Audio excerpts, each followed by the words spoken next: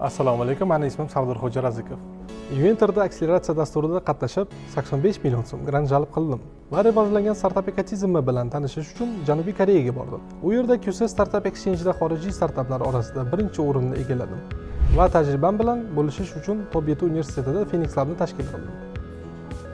Sizlarga o'z tajribamdan 3 ta insight bermoqchiman. Birinchisi, kichik qadamlar bilan boshlang.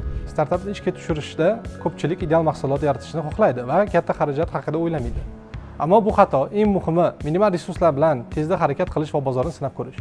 Bu esa to'g'ri yo'lni topishga yordam beradi. Investor izlamang, mijozlarni izlang. Foydalanuvchilar bo'lmagan startap bu faqat g'oya. Pitch haqida emas, sotish haqida o'ylang. Agar sizda real daromad bo'lsa, investor topiladi. To'g'ri ekotizmda bo'ling. Muhit hammasini hal qiladi va atrofingizda tadbirkorlar bo'lsa, o'sishingiz tezlashadi. Shu sababdan ko'proq vaqtingizni hamfikrlar, tadbirkorlar va mentorlar bilan o'tkazing. Sizda-chi qanday insightlar bor? Izohlarda qoldiring va bizni kuzatib boring.